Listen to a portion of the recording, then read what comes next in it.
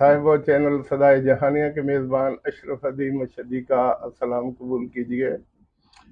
साहिब हदीस कुदसी है, वाइदा मेरे सो यशीन। जब मैं किसी को बीमार करता हूँ तो फिर मैं उसको शफा भी देता हूँ। तो ये इलाज सुन्नत नबवी है, और सुन्नत नबवी पे अमल पैरा होने के लिए तहसील हेडक्वार्टर अस्पताल समेत दुनिया में बहुत सी जगहों पर डॉक्टर हजरात बैठे हैं। और मेरे पहलू में डॉक्टर मोहम्मद उमर गौरी साहब मौजूद हैं, जो तहसील हेडक्वार्टर हॉस्पिटल जहानिया के हेड हैं। ये बार बार यहाँ आए हैं, और ये इस चीज़ की इलामत है कि इसको इस इलाके से मोहब्बत भी है और लोगों के इनसे प्यार भी है। और इस चीज़ को मद्देनजर रखते हुए इनको बहुत बड़ा हॉस्पिटल मिला था, जिसका 400 बिस्तर था विहाड़ी में और शायद बूरे में भी। लेकिन फिर ये इधर आए, अपनी मिट्टी की खुशबू और मिठास ही ऐसी होती है, तो ये यहाँ आए हैं। तो वक्त ज़ाय किए बगैर मैं डॉक्टर साहब से सवाल करता हूँ कि डॉक्टर साहब, आपने आखिर डॉक्टर ही बनने का फैसला क्यों किया? आ, इस तरह है कि बचपन से ही एक जो हमारा जरा दौर आवाज था, बुलंद जरा। हमारा जो दौर था उसमें बचपन से ही एक दो शोबे ऐसे होते थे जिसके ऊपर हर बच्चे का शौक होता था। उसका विजन यही होता था कि वो ये अचीव करे। उसमें एक डॉक्टर और एक इंजीनियर, जी डॉक्टर बनना है या इंजीनियर। तो मैं भी शुरू से ही, मेरा एक बचपन से ही शौक था कि मैं डॉक्टर बनूं, और अल्हम्दुलिल्लाह मेरे इस शौक की जो तकमील है, मेरा ये जो जज्बा था या जो मेरी लगन थी, मैं उसको हासिल करता रहा, और उस जो टारगेट था उसको मैंने हासिल किया, और एक दिन मैं फिर डॉक्टर बना। ये मेरा बचपन से ही शौक था। सर, आपने मेडिकल तालीम कहाँ से हासिल की? मैंने जो बुनियादी तालीम थी मुल्तान से ही मैंने आगाज़ की, और हमारे स्कूल ऐसे ही थे पुराने दौर के, जो ज़मीन पे बैठने वाले थे, वो जिनको टाट के स्कूल कहा करते थे। हमारे असातिज़ा इतने अज़ीम थे उस दौर के, हमने उनकी खिदमत भी की, उनसे बहुत कुछ हासिल किया, और फिर वहाँ से बढ़ते-बढ़ते मैंने मैट्रिक आम खास बागा स्कूल मुल्तान से की, जहाँ के हेडमास्टर भी एक अपने आप को कायद-ए-आज़म का मॉडल सिंबल बनाकर पेश किया करते थे। तो हम हमारे उस्ताद नाम सर जरा बता दीजिए। नज़ीर कुरैशी साहब हमारे नजीर हेडमास्टर कुरैशी थे, साहब। जो हेडमास्टर थे मुल्तान आम खास बाग हाई स्कूल के, वहाँ से। और उनके दौर में मैंने वहाँ से ये की, और फिर उसके बाद कुछ मेरी एफएससी बोसन रोड में मेरी एडमिशन हुई। उसके बाद वालिद की चूंकि गवर्नमेंट ऑफ पाकिस्तान फेडरल में जॉब थी, वहाँ से मैं हैदराबाद चला गया उनके साथ। तो वहाँ से बाकी तालीम मैंने वहाँ हैदराबाद हासिल की, और हैदराबाद हासिल करने के बाद फिर मैंने अपनी ग्रेजुएशन मुकम्मल करने के बाद मैंने हाउस जॉब कराची जिना पोस्ट ग्रेजुएट मेडिकल कॉलेज से भी की, और लियाकत मेडिकल कॉलेज जामशोरों में भी कुछ अरसा वहाँ भी काम किया, और वहाँ से ये मैंने अपनी ज़िंदगी का बाकायदा आगाज़ इस तरीके से किया। अच्छा डॉक्टर साहब, आप वहाँ सर्विस करते करते पंजाब में जब आए तो सबसे पहली तकर्री आपकी कहाँ हुई, बल्कि तकर्रर कब हुआ? मेरी 93 की ग्रेजुएशन थी, 94 में मैंने हाउस जॉब किया, और 94 के बाद 95 में इत्तफाकन ऐसे था कि उस वक्त हम आज़ाद पंछी थे, आज़ाद पंछी कह सकते हैं, कि शादी नहीं हुई थी, आज़ाद थे। तो बलोचिस्तान एक दोस्त के पास गया, वहाँ पर गवर्नमेंट जॉब की गवर्नमेंट के लिए या डॉक्टर की बहुत ज़्यादा कमी थी।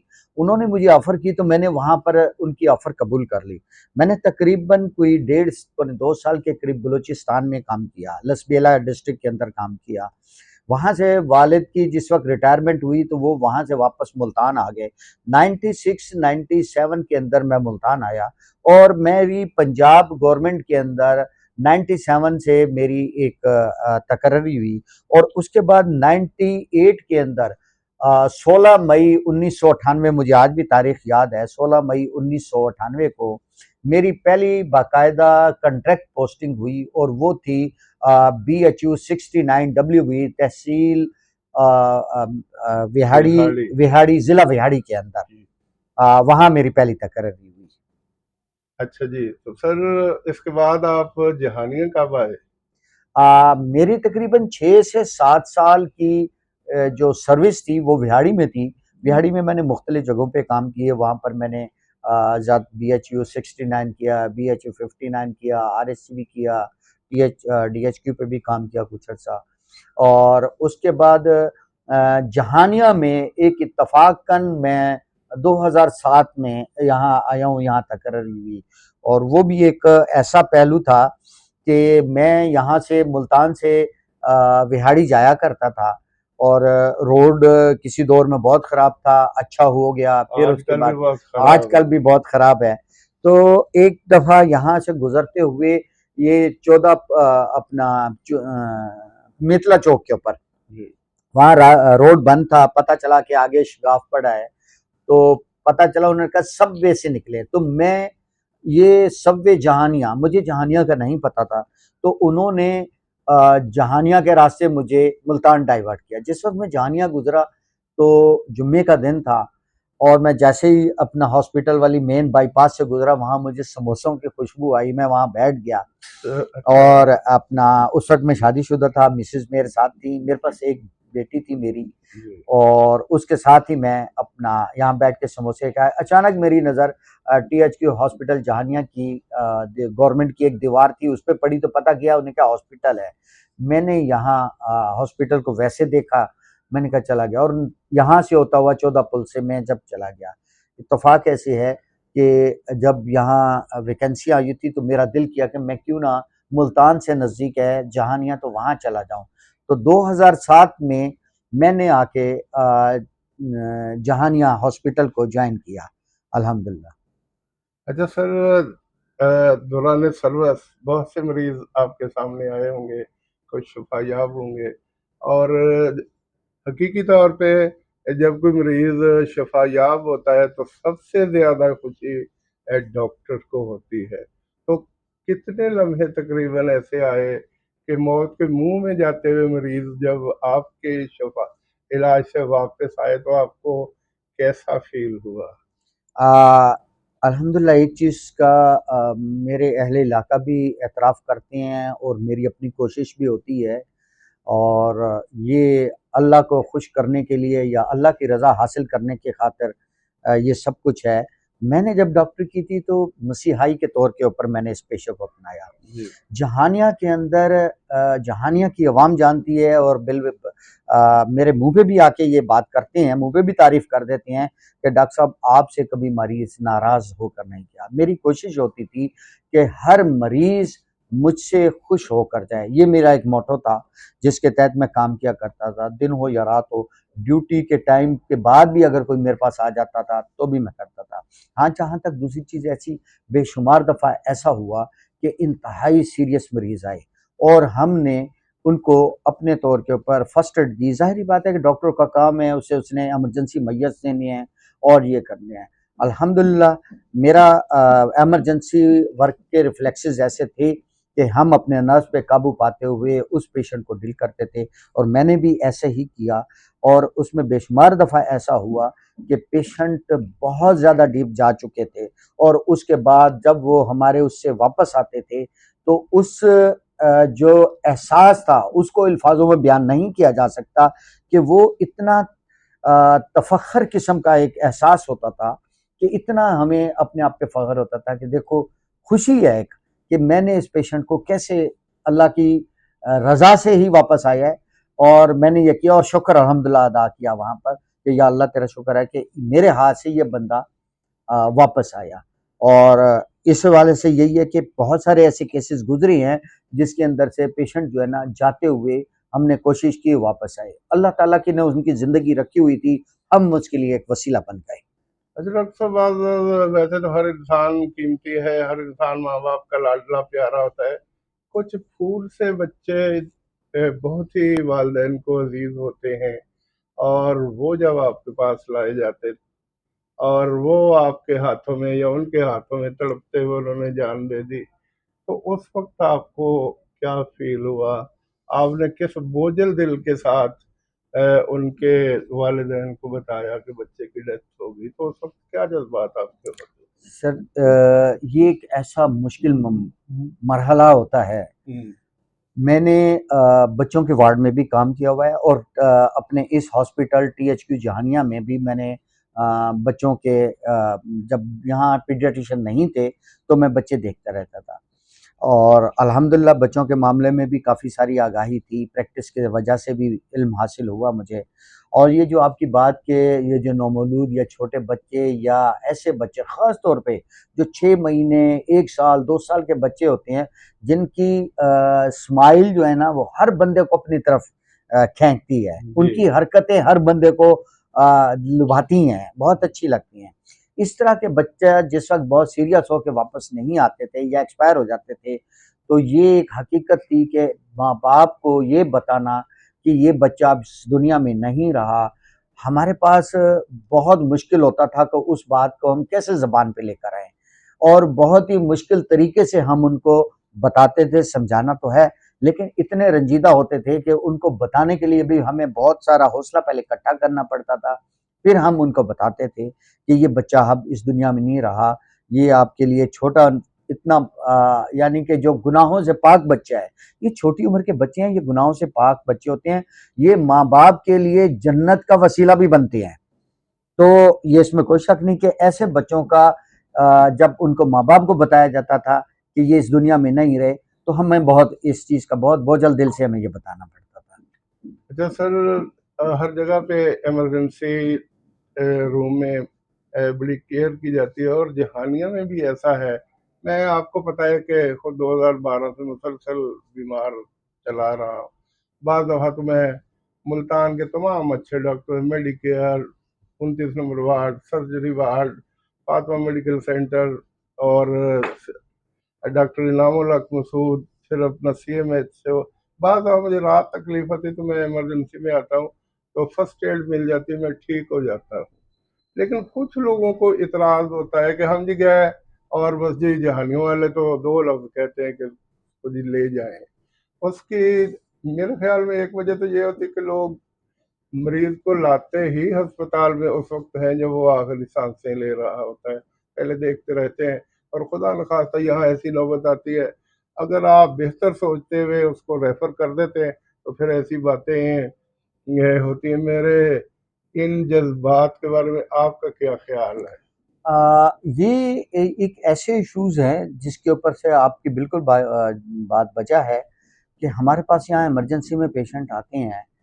जहानिया तहसील अगर मैं ये कहूँ कि जहानिया तहसील जो है वो अपना ऐसी तहसील है जिसके अंदर सहूलियात का काफ़ी फुकदान है, तो बेजाना होगा। उसकी वजह ये है कि यहाँ पर कंसल्टेंट की ख़ास तौर पे कंसल्टेंट लेवल के बंदों की कोई इतनी वो नहीं है, अपना सीटें फिल नहीं हैं और उनके ना होने की वजह से हर डॉक्टर कंसल्टेंट लेवल का डॉक्टर नहीं बनता। हर डॉक्टर की एक अपनी लिमिट होती है, वो उस लिमिट तक वो करते हैं।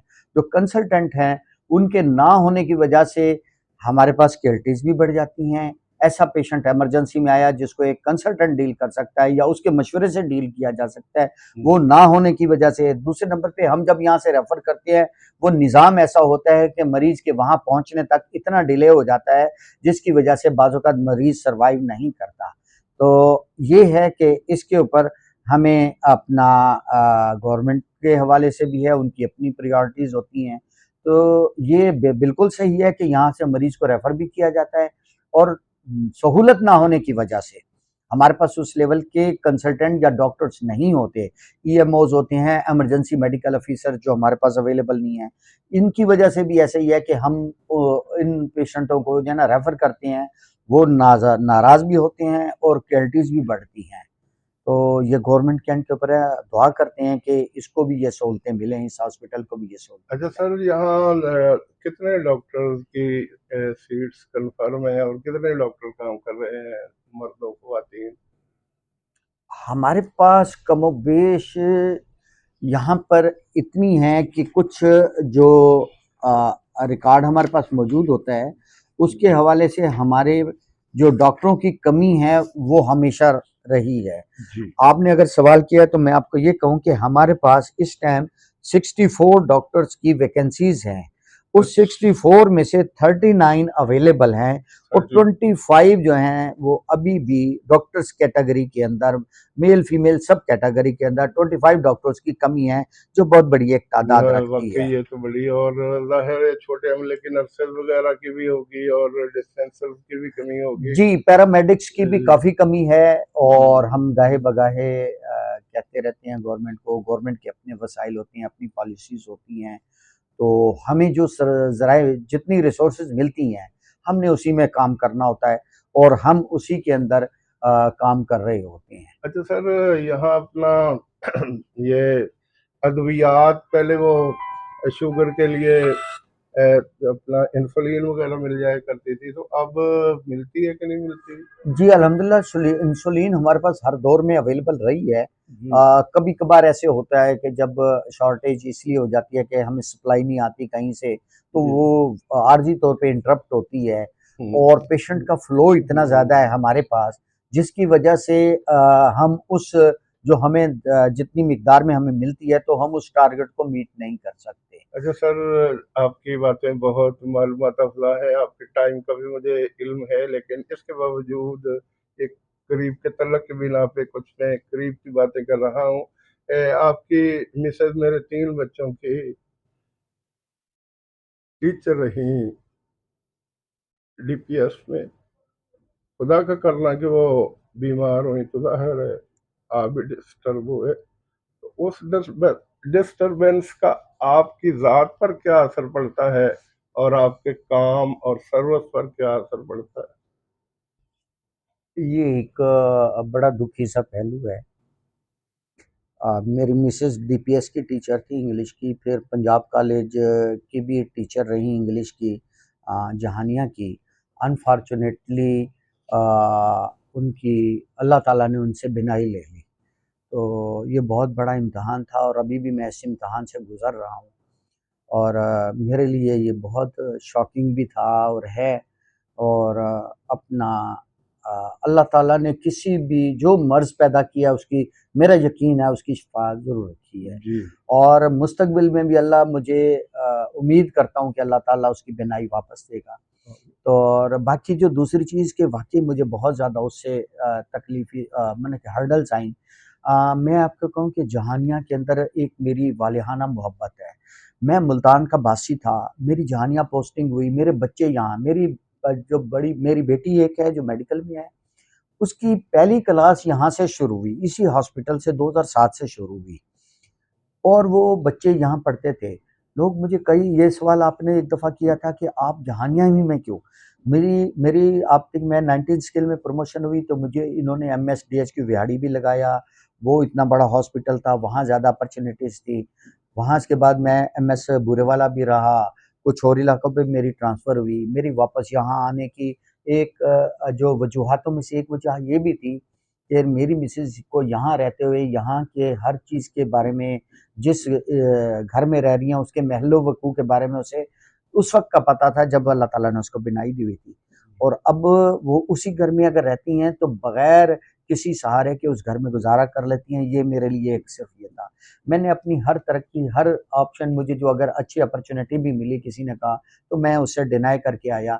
मुझे कोई नहीं था, मुझे किसी पोस्ट की लालच नहीं है, मैं इस स्टेज पे हूँ कि मैं अपने बच्चों को सर्वाइव करूँ, मैं अपनी फ़ैमिली को अच्छे तरीके से रन करूँ। अल्लाह ताला ने इज़्ज़त दी हुई है, मुझे यहाँ एमएस बनाया हुआ है।